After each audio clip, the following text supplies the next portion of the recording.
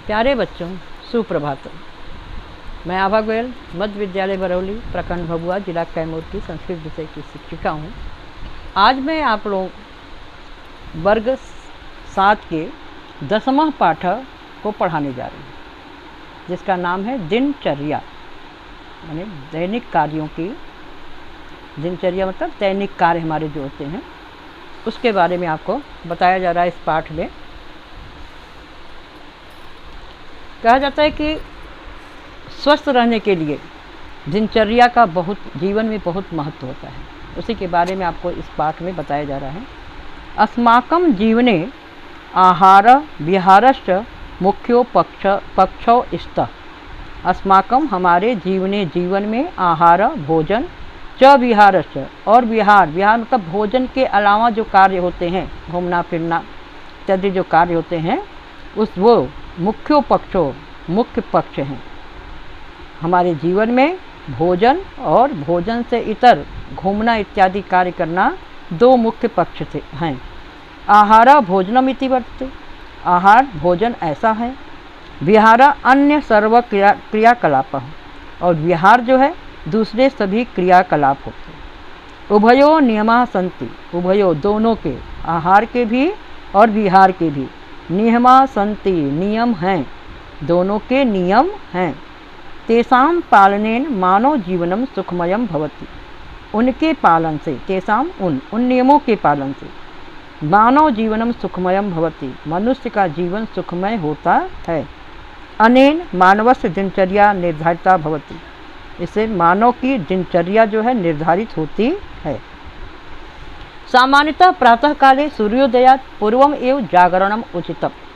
सामान्य रूप से प्रातः काल सूर्योदयात्, सूर्य उदय से पूर्वम पहले एव ही जागरणम उचितम, जागना उचित होता है। सामान्य रूप से प्रातः काल सूर्य उदय से पहले ही जागना उचित होता है। प्रकृति सर्वे प्राणिनः तथा कुर्वन्ति, प्रकृति के सभी प्राणी तथा ऐसा ही कुर्वन्ति करते हैं, ऐसा ही करते हैं, अर्थात सूर्योदय होने से पहले ही उठते हैं। पंडिता कथयन्ति, ज्ञानी लोग कहते हैं, यत् कि सूर्योदयात् पूर्वम ब्राह्म मुहूर्ते बुद्धि अतीव प्रकाशते। पंडिता कथयन्ति, पंडिता मतलब ज्ञानी कहते हैं, यत् कि सूर्योदयात् पूर्वम, सूर्य उदय से पहले, ब्राह्म मुहूर्त में बुद्धि अतीव प्रकाशते, बुद्धि जो है अत्यंत प्रकाशित होती है, मतलब अधिक जागृत होती है। अतः बुद्धि कार्याणि तदा बहुमूल्यानि भवन्ति, इसलिए बुद्धि के कार्य तदा तब जो है बहुमूल्यानि भवन्ति, बहुमूल्य होते हैं। प्रातःकाल ब्रह्म मुहूर्त में बुद्धि के कार्य माने पढ़ना लिखना, याद करना, किसी भी काव्य को, ग्रंथ को स्मरण करना जो है बहुमूल्य होते हैं। प्रातः एव स्नानादि नित्य कर्म कर्तव्यम, प्रातः काल ही स्नान आदि नित्य कर्म, जो नित्य कर्म स्नान इत्यादि है, कर्तव्यम करना चाहिए। तेन, जिससे संपूर्ण दिनम, पूरा दिन, शक्तिश्च स्फूर्तिश्च भवतः, तेन जिससे स्नान करने से, प्रातःकाल स्नान करने से संपूर्ण दिन, पूरे दिन शक्ति और स्फूर्ति होती है, ताकत बनी रहती है और स्फूर्ति होती है, कि मतलब हर काम में चंचलता बनी रहती है, आलस नहीं रहता है। दिवसे यथाकालम स्वकीयम निर्धारितम कार्यम करणीयम, दिवसे दिन में यथाकालम उचित समय पर, यथाकालम उचित समय पर, स्वकीयम अपने, निर्धारितम निश्चित किए गए, कार्य को करणीयम करना चाहिए। दिन में उचित समय पर ही अपने निर्धारित कार्य को करना चाहिए। छात्रा अध्ययनम कुर्वन्ति, छात्र लोग अध्ययन करते हैं। गृहस्था गृह कार्यम कुर्वन्ति, गृहस्थ लोग गृह कार्य करते हैं, घर के कार्य करते हैं। कार्यालयेषु सर्वे स्व कार्यम आचरन्ति, और कार्यालयों में सभी अपने अपने कार्यों को करते हैं, आचरण करते हैं मतलब करते हैं। छात्र अध्ययन करते हैं, पढ़ाई करते हैं। घर के लोग, गृहस्था जो घर के लोग हैं, गृह कार्यम कुर्वन्ति, वो गृह कार्य करते हैं, घर के कार्य करते हैं। और कार्यालयों में सभी अपने अपने कार्यों को करते हैं। एवं दिवसस्य उपयोग भवति, एवं इस प्रकार दिवसस्य दिन का उपयोग भवति, उपयोग होता है।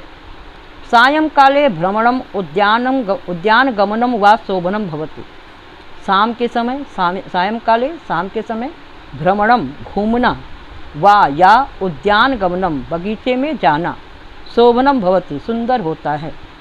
शाम के समय घूमना या बगीचे में जाना सुंदर होता है। अनेन इससे शरीरम मनश्च स्वस्थे जायते, इससे शरीर और मन जो है स्वस्थ होता है। रात्रो यथा समय शयनम उचितम, रात में यथा समय उचित समय पर शयनम सोना उचित होता है। रात में उचित समय पर सोना उचित होता है। प्रातः काले जलपानम अल्पाहार व आवश्यक, प्रातः काल सुबह के समय जलपान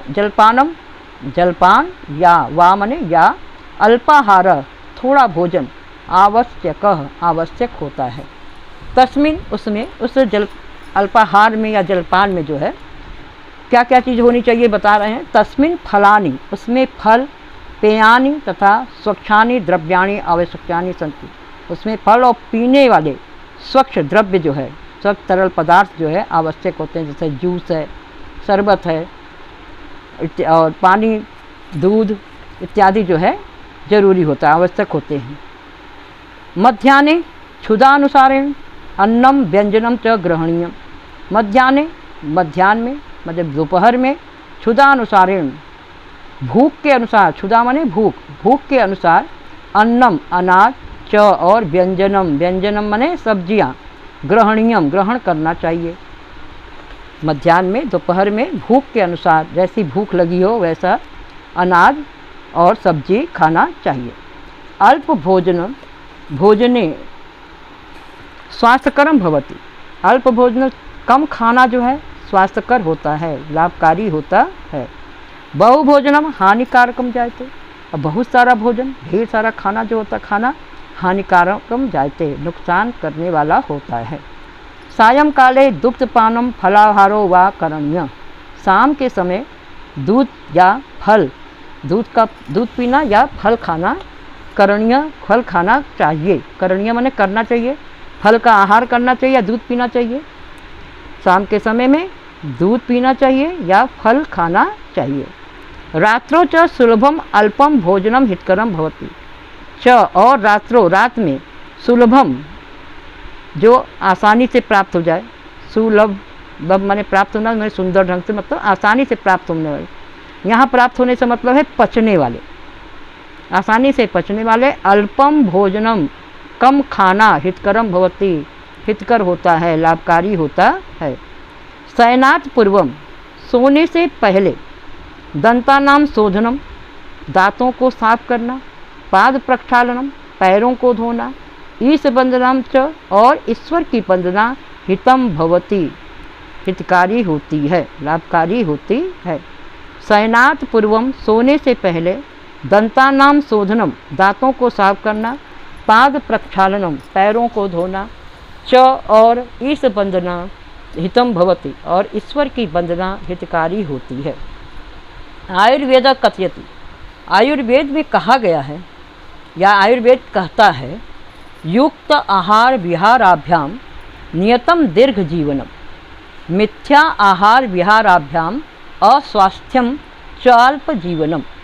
युक्त उचित ढंग से आहार खाना और विहाराभ्याम और खाने के अलावा जो कार्य होते हैं यदि उचित समय पे होते हैं, नियतम निश्चित रूप से, दीर्घ जीवनम, ऐसे व्यक्ति का जीवन जो होता है दीर्घ होता है, लंबा होता है।